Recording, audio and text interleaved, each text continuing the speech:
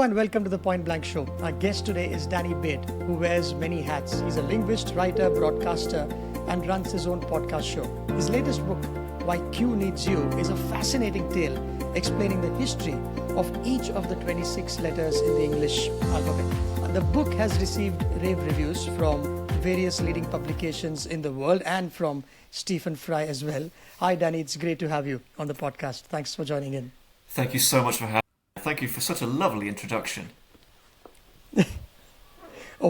I'd love to know a bit more about Mr. Fry because I really admire him for some of the work that he does, especially in the field of language. But let's start with you having published your first book when you were 7 years old. Tell us more about that first. Okay, yes, I'm not sure that my current publishers and my agent know about that one so much. That book had a limited print run, shall we say, of probably about 12 copies.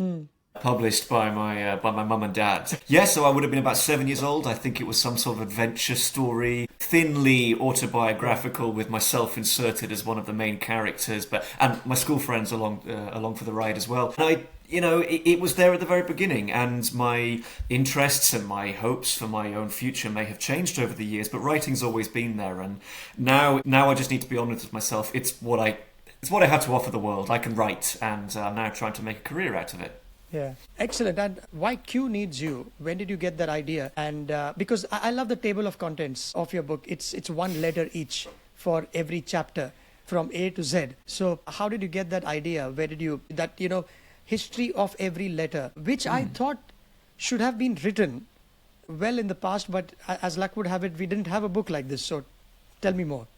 Well, that's very kind. I will only say, for the sake of honesty, that there are other books out there that have used a similar format, or they've taken the alphabet as inspiration. What I do believe was unique about my book is that it not only takes the alphabet letter by letter to look at the history of the alphabet in general, this tradition of writing, but also the specific quirky uses of English as well. English with all its silent letters and digraphs and that sort of thing. That's what I believe is unique and that I've honed in on. The idea really came up at the very, very end of 2023. I was actually finishing a PhD with the University of Edinburgh, and my literary agent, a man called Jamie, got in touch with me to say, hey, we've been emailing in the past before, but I'm actually in Edinburgh, let's meet. And we did meet, and we met in a coffee shop, one of the many lovely coffee shops in Edinburgh, and we spoke for about 3 hours, and only about one of those hours was dedicated to a kind of book. And we thrashed around so many ideas, because I just love writing about linguistics and language, but everything in, let's say, the trade market, the non-specialist market for books, has to be accessible, has to grab people immediately, because you're all, every book is fighting for attention on the shelves. And my love within linguistics is historical linguistics, but what within that would grab people? What was dare I say, a sexy title, sexier at least than my PhD topic. And we hit on the alphabet. We hit on this thing that, unlike speech, we do tend to remember learning. We remember learning how to write in English writing countries. In addition to that, we also have a lot of opinions about the way that we should or should not write. So there's something, I think, accessible, a little bit more obvious about it compared with other aspects of linguistics. So that's kind of the absolute origins, the point of conception for Why Q Needs You. On a scale of 1 to 10, because you're a linguist, how would you rank complexity of prose syntax for English as we know it? Wow, that's a good question. I mean, you've said the word syntax, which instantly makes me happy. That's my background, and my whole PhD is in syntax. I have to give, firstly, a very kind of boring scientific answer and say that, objective complexity probably doesn't exist between languages. It does depend hugely on your starting point. So, I don't know, take a random example. Within the context of Europe, something like Finnish in Finland is often held up as a very difficult language. But if you speak Estonian across the water from Finland, it's not that difficult. It really depends on your perspective. I would say, though, that English does have a reputation because it's so ubiquitous, it's so prevalent in the modern age, perhaps for being easier than it actually is. And there are so many aspects of complexity to English that native speakers in particular aren't aware of, because we don't really learn about the grammar of the language explicitly. We pick it up and then we spend our time thinking about prose and apostrophes and things like that. English word order is complex. complex and very rigid compared with older languages like that I studied for my PhD, something like Latin or ancient Greek or Sanskrit. Indeed, Sanskrit, these languages, they have word order and they have patterns. Absolutely, it's not chaos or anarchy, but there's tremendous freedom as well in a way that modern English does not have, for various reasons that I don't need to get into, unless you want me to. But I would say that English is more complex than people think, and an aspect of that is absolutely its writing system. Because once you get a hang of it, what for us growing up at school, we figured that if something sounds right, it may be right when you have to write it down as well. But obviously that isn't the case. Meaning English, for example, I think I remember the jury was unanimous in its verdict, but the jury were divided in their opinion. Now, jury being a collective noun should always be considered as singular, but that wasn't the case, is what we were told when we were writing those entrance tests.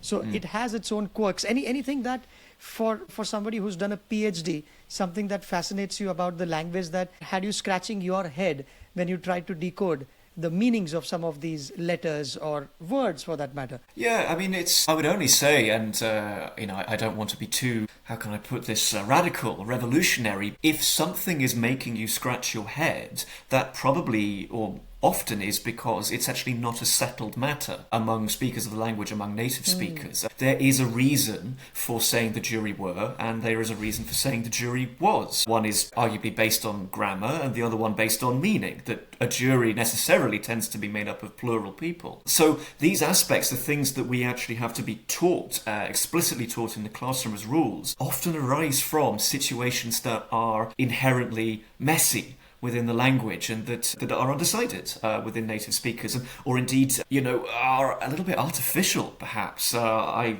think a couple of times where explicit rules need to be taught might be because those aspects of the language would on their own sort of naturally die out. They're kind of being artificially maintained for various reasons of history and prestige. But yeah, I mean, absolutely. There's all sorts of things all the time where English has me sort of scratching my head and thinking about this in various ways. And I honestly, the word order is quite complex in English. We do arrange things in certain ways, and we think on reflection, what is the point of that? A great example that has been much studied by linguists is what we call do support. When you make sentences negative in English, it's not just a matter of adding the negative word, something like not or never. We tend to add in do, this superfluous do. I don't say things like I like not. You could in the past, once upon a time, sounds very Shakespearean, very medieval, but nowadays it's I do not like. And the do, I mean, come on, what's that doing there? It's almost superfluous, but it is absolutely essential. For me, that would not be English without it. Yeah, I mean, I not like should have been is what you're suggesting, but do just sits there as a crutch to help you make sense of the sentence. I didn't think of it because for us this was drilled. I don't know how the American or the UK system is when it comes to teaching. For example, I have a 7-year-old son, and he is being taught English phonetically.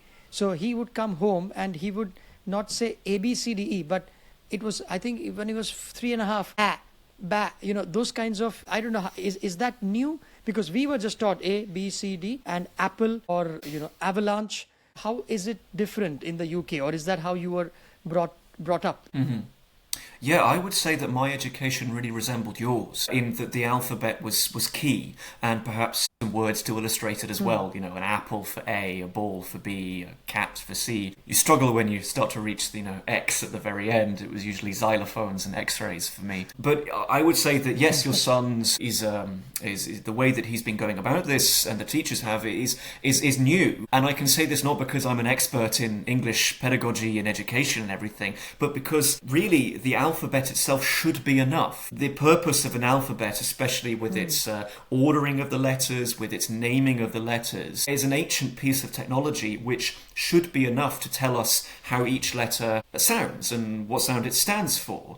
The reason why your son's education is complementing the alphabet with other systems, something that's a bit more phonetic, is because writing the alphabet, the letters, they stray from speech, or rather speech strays from writing in a very natural process of sound change. So once upon a time, if we wind back the clock to, I don't know, the year 1000, English is Old English. It's not nearly as successful and widespread as it is today. It hasn't reached India yet, for example. And you would learn the alphabet, and that would be enough. You would learn the letter A. It would only stand for the sound R, specifically short R or long R, slightly longer, and that's it. But nowadays, because of natural sound change, this is a completely organic process that really stretches the relationship between letters and writing, the letter A can stand for a word like park for me. It can be an A sound in something like able. It can be a schwa, a kind of sound in a word like banana.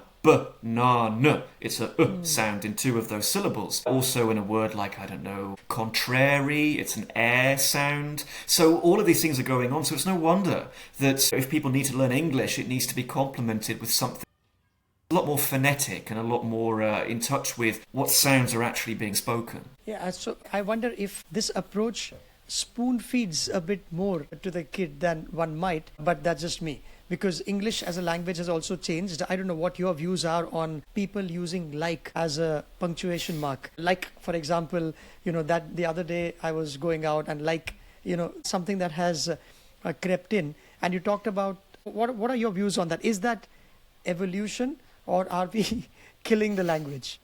And you can speak both as a linguist and as a layperson.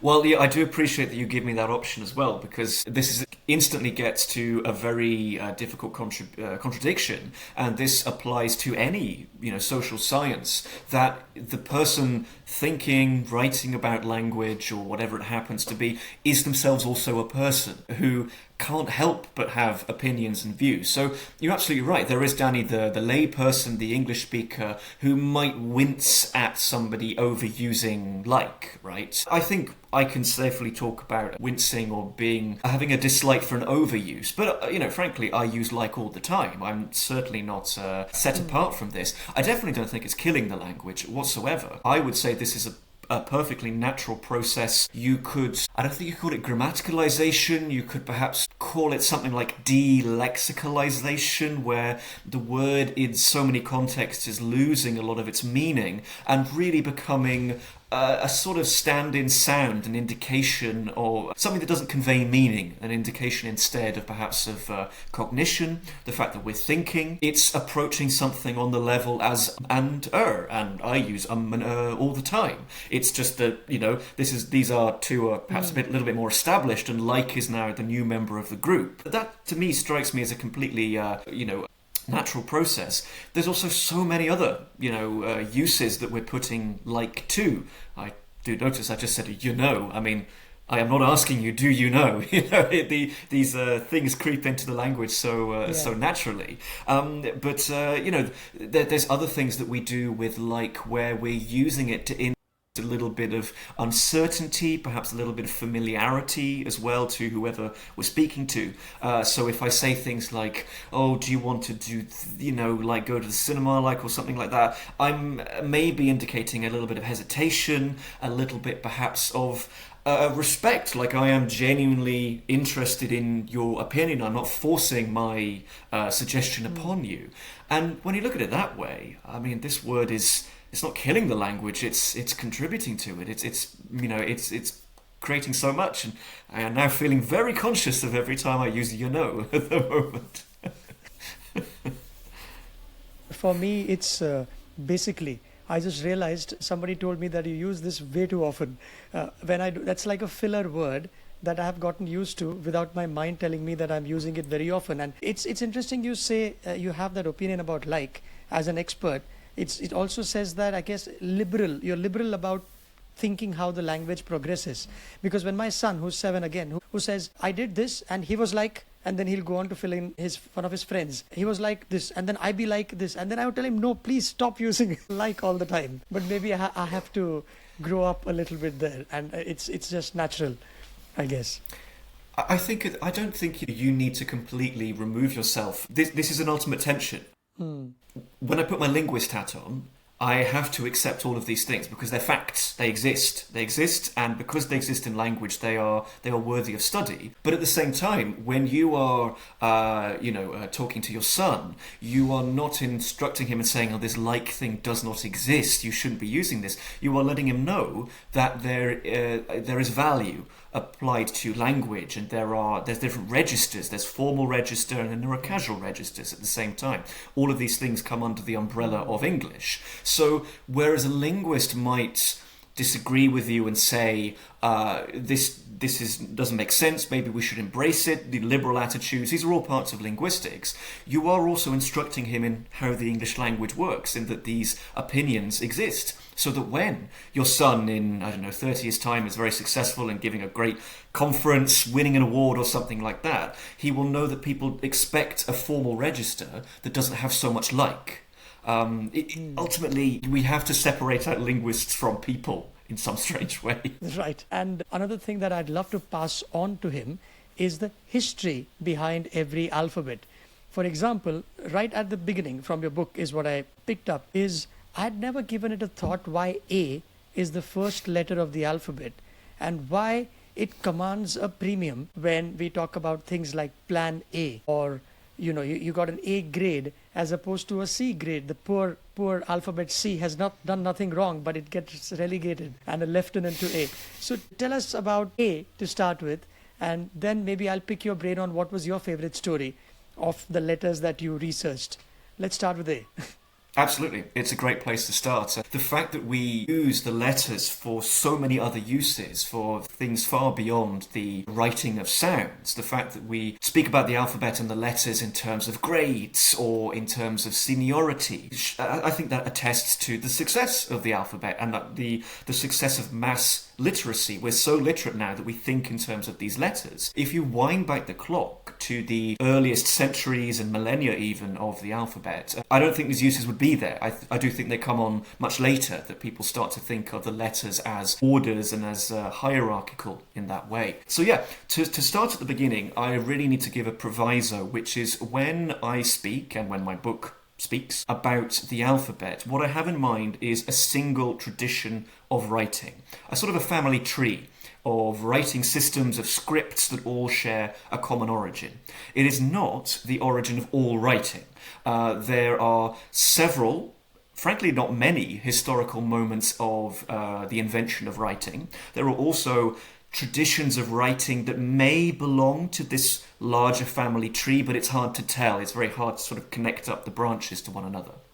So with that in mind, I'm really speaking about the alphabet in general. Starts off in Egypt about 4,000 years ago, and from a single root comes this ginormous tree of writing today, which now includes independent or separate branches like the Greek alphabet, Cyrillic alphabet that's used for Russian, Ukrainian, Kazakh, also things like Aramaic writing, Hebrew writing, Arabic writing, and indeed our Latin letters that we use to write down English. So they're all connected in this family tree. And A, in that ultimate history, seems to have been one of the letters that is right there, right at the very beginning. It's one of the original members of the alphabet. And when the alphabet is created to teach people in sort of Bronze Age or Iron Age classrooms for their students, they put the letters into an order. The original logic behind that order, I'm afraid to say, is actually lost to time. I'm sure people have had a guess. I've found people's attempts to understand what it was,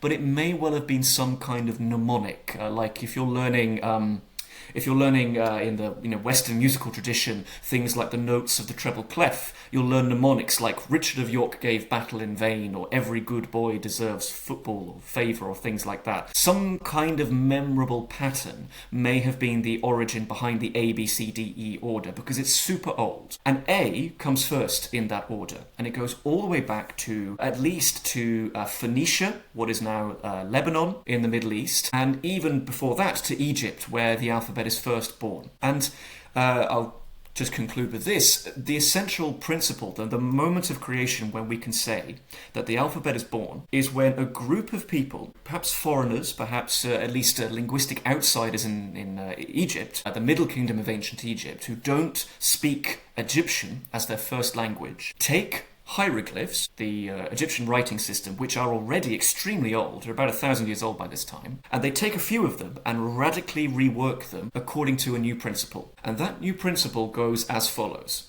You take a hieroglyph, it looks like a thing, could be, I don't know, a hand or an eye or a house or something like that. It looks like a thing, and then you take the word for that thing in the Semitic language, it's a group of languages, but this Semitic language of foreigners, these outsiders within Egypt, and the first sound of that word is now what the symbol stands for.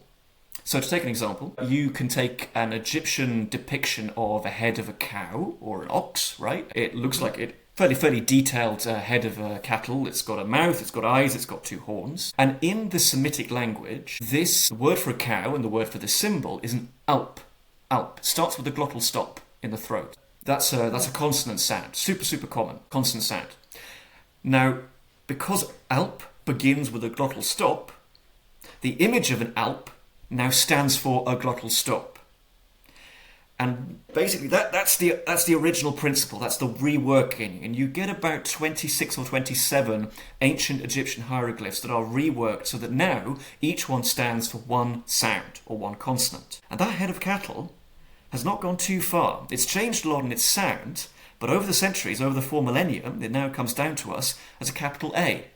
And the legs of A are actually the horns of a cow, once upon a time. Excellent, because I think simplicity is something that stands out in all the alphabets in the English language, I feel. And because if A were to be what it was in the primitive times, I would have failed the test because it was too difficult to draw as a kid, where you had to draw the face of a cow with a dot in the middle. I think it's more geometric, right? Like you've got slanting line, and the sleeping line. It's easy for teachers to even teach their kids. So I think simplicity is the most difficult thing in anything in the world, whether it's a design or language. So would English pass that test, given that it's not terribly difficult to learn it if somebody's taught at an early age? Well, in terms of English writing, then definitely. I would say that the letters are fairly simple. They arguably two levels of simplicity in that we have capital letters and then lowercase letters. And lowercase letters emerged from capital letters in the, let's say, late classical, early medieval period within Europe. And lowercase letters emerged really as cursive. They are even simpler. The design is even reduced so that you can whiz through them really, really quickly. So simplicity and simplification are definitely an aspect there. I can't say how much it is intentional. I would say that it is a natural, organic byproduct of literacy. As people become really literate, as the alphabet gets even more successful, since that, after that early Egyptian point in time, then we start to see the letters being used more and more and more. And if you are some Phoenician scribe, you're in a hurry, your king has demanded that the inscription be done by midday or something like that, you don't have time to write the full cow's head or the full house or the full hand or something like that. I'm massively oversimplifying it. It did happen over the generations. So ultimately, within about 800 to 1,000 years, by the time that this originally Egyptian-based system has made its way to Phoenicia in the Middle East, the letters have absolutely been simplified. So, as you say, the letter A no longer has the eye, it no longer has like a mouth. It's 3 lines by that point in time. It's easier. It's easier to write. Indeed. And even, for instance, Q, and for those who are listening in, I'm showing the illustration of the cover page of Danny's book. Now, this is how we write Q in the printable format. But in reality, we don't do it this way, do we? I mean, we do an O, and then a line goes somewhere not from the center of O, but somewhere at the corner, and then we just pull it down. So you talked about how somebody's in a hurry, they do that. So that's one convenience that English provides. I'm sure other languages do, but that's just the way it is. Absolutely, yes. I mean, I suppose it does vary from culture to culture how much simplification you can do. I would theorize, and this is just a big generalization, that cultures that maybe have a new system of writing, something that hasn't been around for very long, might not show the same distinction between the kind of proper big, well-shaped letters and some sort of cursive version as well. That happens naturally over time. It absolutely happens as more people are writing, as the medium of writing improves, and you start writing on things that perhaps don't lend themselves to slow, meticulous creation of letters, but actually, you're writing on a piece of paper or a piece of papyrus, and it's a quick message. Naturally, the letters aren't going to be so shapely. I mean, I make handwritten notes all the time, and I like to think I have pretty nice-looking handwriting, but sometimes it's a mess. Yes, and among while you were scribbling down your notes for your PhD and for this book as well, this could be a very easy question or a very tough one depending on which way you lean. What are one or two letters that you found to have a very colorful history or a very interesting backstory to them? I loved A, as luck would have it, is the first one. How was it for you? Like, was it an S or an X with xylophone? So what's something that struck your mind? Come on, this is like making me choose between 26 children or something like that. I've spent so much time with every single one of these letters. You are right. There are ones that perhaps interest me more than others. Did especially enjoy the letters where the origin is not particularly obvious until you go back in time far enough and they start to resemble the object that they originally represented. I think, for example, something like the letter O. I do enjoy the letter O. The letter O actually begins life as an I, an image of an I. And up until the alphabet reaches Greece is an extremely important sort of nexus point in the history of the English alphabet. It does actually still have a dot for a pupil. It's very simple. It's not a full I. Don't imagine lids and eyelashes and things like that, but it does at least have a dot that was originally a pupil, but then give a couple more centuries as the alphabet takes hold in ancient Greece and that pupil is gone and you're just left with the letter O, specifically comes to be known as Omicron, literally little o, as opposed to omega, big O, for the ancient Greeks. So O would be a good one for those sort of, for the visual story of the letters. In addition to that, I do have a real soft spot for the letter K.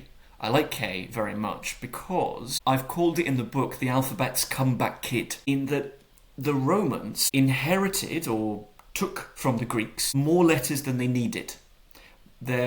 Due to the specific sounds of the Latin language when the alphabet arrives in Italy. And essentially they have three sounds for the sound k, for the consonant k, as in a word like cat in English, right? There's C, which comes from Greek gamma, but due to various kind of processes that are happening in Italy, the peoples who were there, like the Etruscans specifically, very important people, the letter gamma comes to stand for the sound K. Kappa for the Greeks is already k, and Q is also k.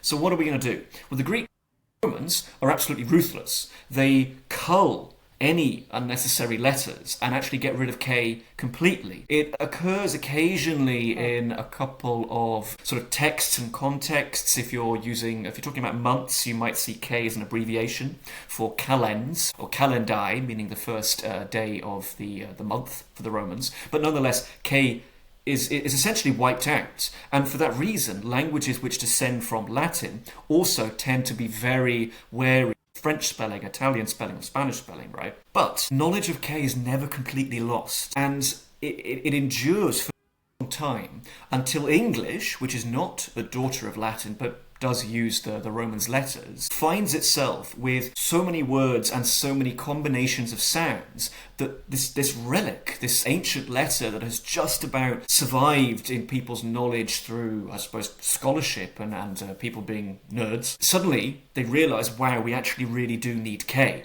We need it because otherwise we can't indicate a K sound before the letters E, I or Y. Otherwise it's going to be pronounced with a soft S sound, hence something like centre. How do we spell the combination of sounds like ki and ke in, a word like, kestrel and kit? How do we do that? Well, we need K. And K makes this triumphant return to spelling. And now it's absolutely an essential part of the English alphabet. How deep did you have to go into history books to dig these kinds of information out? And I bet there aren't enough secondary sources available online or even if they are, they may not be verified. How did you go about the whole research? And how did you know, okay, this is fact and this somebody is making it up? Because your book is not fiction. Obviously, you have a lot of notes at the back as well. It must have been difficult unless you knew of a treasure trove of material which is, during your PhD itself. How did you go about the whole thing? Mm-hmm. I really appreciate the question. It matters to me enormously that the book tells facts or accepted beliefs as accurately as possible, and I did have to do a lot of research for this book. I would say that I have so much to be thankful for to my academic background. So I have previously researched for a PhD, before that a master's, before that a bachelor's degree. That does not make me infallible. That does not make me incapable of telling mistruths. What it does is really acquaint me with the business of doing research, and it has given me a really good awareness of who is out there, what sources, what publishing houses, which journals that we can trust as well as we can. No human is infallible, least alone, let alone me. But nonetheless, what I can do is look for secondary sources, and I think I had a good sense of what a reliable textbook should look like, what a reliable journal should look like. And indeed, I have contacts, I have people that I can actually email. I have friends in academia who really are experts in this, who live and breathe this stuff. I have a friend in the Netherlands, in Europe, who I absolutely relied on to get the facts right. And all of that means that I could either present the truth. I know that's a very grand thing to claim. Failing the truth, I could present a collection of ideas and an academic conversation and a debate as well as I possibly could. And I do have to say, and I'm on the verge of bragging here, I have had now responses and reviews from people who are much better experts than me, and they've given it the seal of approval. They said, this is good, well done. So that was a relief. Excellent. And it's the challenge is not only to do the hard work of researching, but also to keep it user-friendly, to use an IT jargon, where reader-friendly, meaning you have to tell a story which is not boring, which will also appeal to those who may have a passing interest in language and yet just about interesting enough to hook their attention. Now, that's a very narrow window that you had to ace. And if Stephen Fry says that he loved it, I'm assuming I'm no expert. He is perhaps. And I enjoyed the book anyway, because I mean, English is just another language that was taught to us in school. How did you manage to do that? And how different was writing this book from your PhD thesis, which was only meant for your mentor or, for getting the marks perhaps? How big a challenge was it to keep it reader friendly? Well, brilliant. I mean, that's my reaction. If you feel that that's how the book comes across, then it's successful. That's all I want at the end of the day. I want to engage people, and I'm certainly not writing for specialists. I don't know how to put this. It's what I can do. It's what I have to offer the field. I am used to writing for specialist audiences. Before we started calling, I was trying to assemble a specialist paper for an academic readership of probably about 5 people, ultimately. But nonetheless, I do also think with the reader's view in mind. It's true with the specialist paper, the threshold of knowledge that I can assume is much higher, but even still, I take as a guiding principle the view that every single piece of writing that I do, with the exception of shopping lists for myself, notes and things like that, is an exercise in empathy and in meeting the reader where they need to be met, meeting them at their door. This is always going to be an inexact, imperfect science. I'm never going to get it 100% right, but I can try and try and try.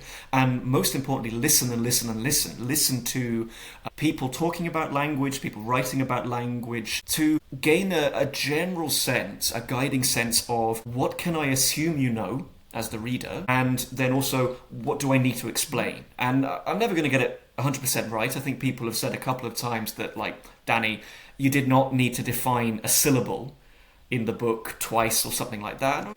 Frankly, I disagree. I think a syllable is a more complicated concept than you may think. But I gave it a brief definition. And I hope at least, that when the reader never feels frustrated, never feels left behind by the paragraph and by the page, that will hold their attention. They'll feel like I want to keep reading, and this is not going to tax me. I can allow my eye and my brain to glide over that page. That's always what I hope for. Secondarily, I suppose I break up the delivery of information with humour and with anecdotes and some facts. Just to give the reader some breathing space and stuff that is maybe personal to me, or stuff that is non-linguistic that allows the reader's brain to go, okay, a joke. This guy's not taking it too seriously. I don't feel like I'm pushing myself through a lecture. That could be in the form of a funny footnote. I do love a funny footnote. It could be in the form of, I don't know, a piece of like travel, an object that I've come across on my travels or something like that, to break the reader up, just to take the reader by the hand. That's the way that I write. And if you and Stephen Fry are saying that that's how it comes across, then I treasure that. So thank you. You're welcome, Danny, because he and I are at two different spectrums of, when it comes to English. And to your point of using humor or keeping it simple, I had read an article in The Guardian. I think it was by one former literary editor called Tim Radford, if I'm getting his name right. And he had 30 commandments for writing.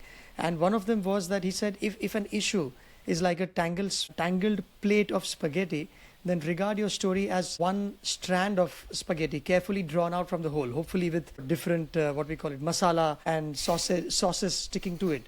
Because you can't present the whole thing, people will get confused. And I can imagine you would have had a lot of work that may have gone in to leave certain things out. Or did that come easily because you've done the research during a PhD as well? No, it was painful to leave stuff out, absolutely.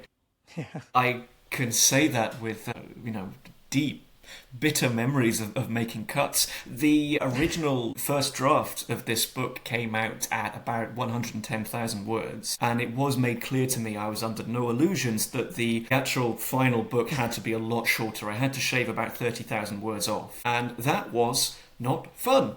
I can safely say that there were so many things that I wanted to include. A lot of them were tangents. A lot of them were not strictly relevant. That was helpful for the cutting process. There were sections where there were narrative sections even where I'm kind of telling a little bit of an imaginary story, or there are sections where I went into related families of writing systems. I spent a lot more time with Cyrillic, as I mentioned, the writing system that's used for Russian and for Ukrainian and Kazakh and Belarusian and Bulgarian and things like that, which I absolutely love. I love writing about Cyrillic. Ultimately not really relevant because the goal is English. It's the English usage of the alphabet. So it's not as if I was just making cuts willy-nilly, ruthless, chaotic cuts. I appreciated the guiding principle of make it relevant to English and get it down under a certain word limit. But then there are the aspects where, the things that stick with me, the elements that have stuck with me, where, as you say, there have to be... I love that metaphor of spaghetti because there absolutely have to be things that are left out so that we can make progress and not bore the reader. I can think of no better example in the writing of the book than Chapter A, where I have to summarise the absolute earliest history of the alphabet, the periods of the alphabet where it's in Egypt, Sinai Peninsula, and in the Levant, in the Middle East. There's so much disagreement. The academics who study this disagree bitterly over every possible detail that you could think of, and I blunder into this and have to kind of summarise it. And when that friend in the Netherlands, who is an expert and who spends much more time with Bronze Age writing, when he said, "This is good to go, it's never going to be perfect, but this is a good summary of the way the field currently stands," then that for me was a huge sigh of relief. That meant I could make progress and start writing Chapter B. And do Romans and Greeks deserve an outsized praise, or did their role... I mean, Egyptians, you said, there's Romans, Greeks, there's a little bit of Sanskrit somewhere. Who are the pioneers, or where did English descend from? I know it's not an easy answer, but who have had the most influence on the language? You said that Greeks made it, or was it... They made it simple by, trying to piece it together, like A was the head of a cow at one point of time. They made it simple. So who would that be who said, okay, these guys deserve a special place in history for English? Absolutely. Well, I suppose to answer that question, we have to really, really fix our minds on the separation of speech and writing. These, we think of them in our very literate world as being all muddled up in each other, but they are separate things. So we can speak about English, this language that has a millennia-long history. It's a Germanic language, which means that its closest cousins are things like Dutch and German. Beyond that, Swedish, Norwegian, things like that. And secondly, there is also then the writing of English. Once upon a time, English was not written down about, 1,000+ years ago, and slowly it started to get writing down. And that writing system then has a separate history. That has its own thread. Within both the speech and the writing, the Romans absolutely play a huge role. They are the driving cultural force of centuries of European history. But within the field of writing, I would say that the Romans absolutely deserve to be held up as a key, let's say, nexus point, a key point of transmission of writing. I want that clear. I'm talking about writing here because these Semitic speakers in Egypt give the new system to the Phoenicians, or the Semitic speakers of Phoenicia. The Phoenicians seem to have passed it on to the Greeks, and the Greeks then passed it on to the people of Iron Age Italy, who include the Romans, right? And the Romans then passed their version of the alphabet, of the letters, around Europe. And eventually this system of writing will then encounter the English language. It'll start being used to write down English. And within that story, I mean, there is no story without the Romans. They're extremely important in the way that our letters look, the way that they sound, what letters there are, the way that the order of the letters has come down to us as well. So many aspects of the English language we are indebted to the Romans for them. And arguably, I would say that the Romans even maybe have the final word on the alphabet, in that before it arrives in Italy, it's extremely changeable. Letters come and go, letters can be redesigned, letters can be added. The Greeks added letters. They put them at the very end of the alphabet to the ones that they had taken from the Phoenicians. So in the Greek alphabet, everything after, including upsilon, is new. That's a Greek invention. And the Romans continue to do this. There's letters like G, which is a Roman addition to the alphabet. Afterwards, in the post-Roman period, the medieval and modern period, the Romans, their legacy is so strong that we haven't really added any new letters. We've been very reluctant to do that. We've combined letters together to spell different sounds. We've augmented letters by adding additional marks. I speak Czech. I live in the Czech Republic. This is how Czech is written down, with kind of Roman letters with additional marks above them. But we haven't created new letters from scratch. And we've been very reluctant to get rid of letters as well. So arguably the Romans are so important that they kind of have the last word on the alphabet for the moment, until some future redesign. Yeah, and each of these letters, because of the way we use them, you have games like Scrabble, where every letter is assigned a score against them. So, I think I remember your chapter E, where it's used so often that it has 1 point. So I've played a little bit of Scrabble growing up. But E in itself, because take, wake, so that E as a silent letter adds something to the whole system. What's the deal with these silent letters? I think you have another example called Aisle, Aisle. Now S is silent, E is silent. The silent letters they scream by being part of the word. So what's their history? Very well said. I like that. I may have to quote you on that. The silent letters scream. They scream what is going on, because the silent letters are so much a defining feature of English. If you cross the water, if you cross the North Sea from the UK, where English originates for so much of its history, if you go to something like Dutch or German, there's nothing like this. There's nothing like the burden that we place on E and also H for spelling sounds. And I would say that I can identify, and I have identified for the book, 2 big principles that I want the reader to keep in mind. One of which I've already mentioned, which is natural sound change. Just natural change in speech and writing that does not keep up. Or it does keep up, but it can keep up in strange and unusual ways. So every time, more or less, you see one of these words in English that is written with a silent E at the end, take and wake, two great examples, that would have been pronounced once upon a time. Absolutely, 100%. There's very hard to argue against that. If you go back 1,000 years, these words would be something like, daka and wakan, right? So there is a vowel there. What's happened is that because of the position of stress in English speech within words, also just a natural process where vowels are losing their distinctiveness, these final E's, magic E's as they're often known, come to be less and less acoustically distinct. They become schwa sounds. So something like wakan is just becoming, let me say that again. Something like wakan, with an a, is just becoming wakun, a bare, boring schwa vowel. And eventually it's so nondescript, this vowel, that it's dropped altogether and we end up with wak, right? Yet at the same time, there is a long vowel in wak and wakan that will eventually, through a big change called the Great Vowel Shift, that will come to be pronounced wake in modern English, that the A changes its... And to tell the reader that we have wake and not whack, this silent E can take on a new role. So it still deserves to be there. Notice that every time we have these silent E's in a word like, fate or, time, it does need to be there. If we take it out, we end up with fat and Tim. So it is contributing something. Lead letters to take on new functions. Additionally, that's a big principle. Additionally, there is also just influence from other languages. In English, we like Latin historically, and so something like the S in a word like island, an isle, it was there and pronounced in Latin insula, which means island, and consequently it continues to be used by people, by scholars and classicists who really like Latin as well. So there is an element of sort of artificial...